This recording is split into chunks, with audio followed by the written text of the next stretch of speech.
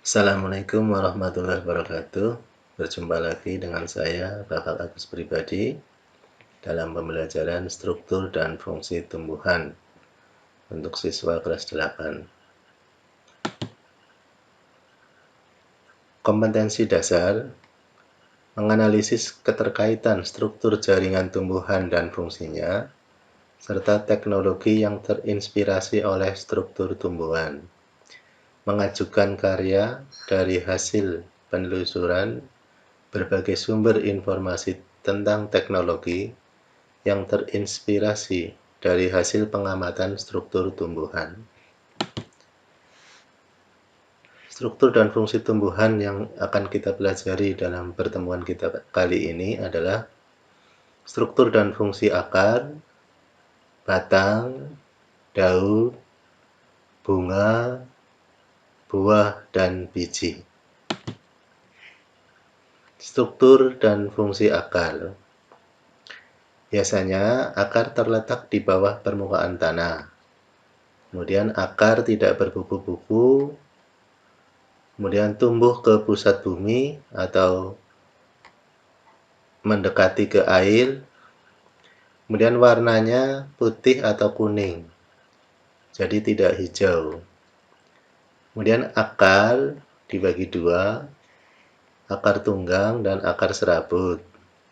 Akar tunggang pada tanaman dikotil, akar serabut pada tanaman monokotil. Ini contoh akar tunggang tanaman dikotil, misalkan kacang tanah. Nah, ciri-cirinya ini ada pada akar tunggang, ini ada satu bagian yang besar, pokok dari akar itu, dan yang lain kecil-kecil. Sedangkan akar serabut pada monokotil, contohnya pada tanaman jagung misalnya, ini akarnya relatif hampir sama semua. Itu perbedaan akar tunggang dan akar serabut. Dan fungsi akar secara umum, yang pertama menambatkan tubuh pada tanah. Jadi tubuh tumbuhan, kemudian menyerap air dan mineral. Ini fungsi akar secara umum. Namun akar memiliki modifikasi dalam fungsinya. Misalkan menjadi tempat menyimpan cadangan makanan, contohnya pada singkong dan bengkuang. Kemudian akar sebagai alat bernafas atau menyerap oksigen, contohnya pada tanaman bakau. Dan pada wortel dan lobak, akar menyimpan cadangan makanan selama pembentukan bunga. Ini contoh pada singkong, akar sebagai penyimpan cadangan makanan. Kemudian sebelahnya ini pada tumbuhan bakau sebagai akar napas. Kita lanjutkan struktur dan fungsi batang. Batang berdiri tegak, mendukung cabang, daun, dan bunga. Kemudian bentuknya panjang, bulat, dan silinder. Memiliki ruas atau internodus yang dibatasi buku-buku atau nodus. Nodus merupakan tempat melekatnya daun dan tunas. Batang dikotil dan monokotil. Ini contoh pada batang monokotil, ini berruas. Ini pada dikotil, ini batangnya. Dan secara penampang melintang pada dikotil, ini berkasnya melingkar dan teratur. Sedangkan pada batang monokotil, berkas pengangkutannya tidak teratur.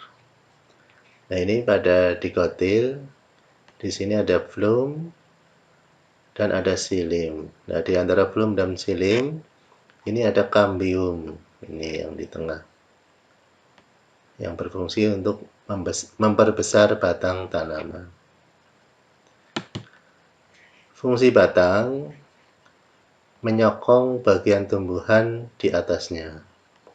Kemudian jalan pengangkutan air dan mineral dari akar ke daun. Kemudian jalan pengangkutan makanan dari daun ke seluruh tubuh tumbuhan.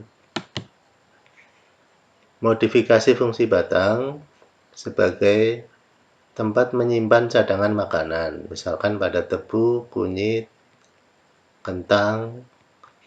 Di sini ada tumbuhan yang menyimpan cadangan makanan di batang, tebu,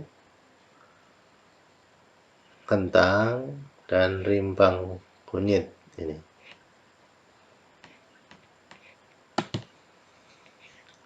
Struktur dan fungsi daun. Daun menempel pada batang, kemudian bentuknya tipis dan lebar, mengandung zat warna hijau atau zat hijau daun atau klorofil.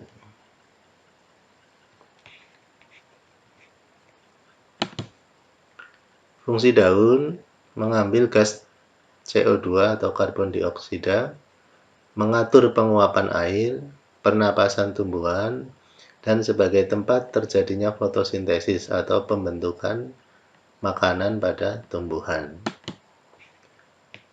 Daun dikotil dan monokotil pada struktur luarnya memiliki perbedaan. Kalau pada dikotil,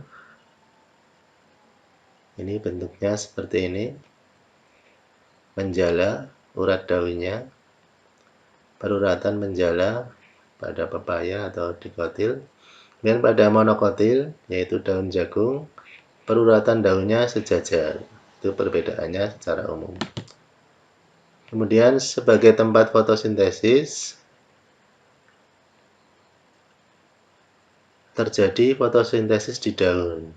Ini air atau H2O dengan CO2 atau karbon dioksida dengan bantuan sinar matahari menjadi C6H12O6 atau gula ditambah O2 atau oksigen. Ini secara umum proses fotosintesis yang terjadi di daun. Struktur dan fungsi bunga. Bunga secara umum dibagi dua, perhiasan bunga, yaitu tangkai, kelopak, dan mahkota. Kemudian yang kedua, alat reproduksi bunga, benang sari, dan putik. Jadi ini tangkai, kelopak, dan mahkota ini sebagai perhiasan bunga. Kemudian alat reproduksi bunga terdiri dari putik dan benang sari.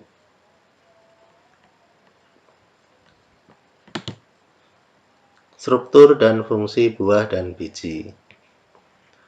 Pada putik terdiri dari 3 bagian, yaitu kepala putik atau stigma, tangkai putik atau stilus, dan bakal buah atau ovarium. Di dalam bakal buah terdapat bakal biji atau ovul. Bakal biji berkembang menjadi biji, bakal buah berkembang menjadi buah. Ini contoh buah mangga. Ini biji, ini daging buah. Kemudian kulit buah. Pada tanaman dikotil dan monokotil terdapat perbedaan berupa keping biji, tulang daun, batang, bunga, dan akar. Pada monokotil, keping bijinya memiliki 1 kotiledon. Pada dikotil memiliki 2 kotiledon. Tulang daun monokotil sejajar atau melengkung. Pada dikotil menyirip atau menjari. Batang pada monokotil berkas pengangkutannya tersebar, pada dikotil melingkar. Bunga pada monokotil, bagian perhiasan bunga hanya terdiri dari 3 atau kelipatannya. Sedangkan pada dikotil, perhiasan bunga terdiri dari 2, 4, 5 atau kelipatannya. Pada monokotil, sistem perakarannya serabut. Sedangkan pada dikotil, sistem perakarannya tunggang.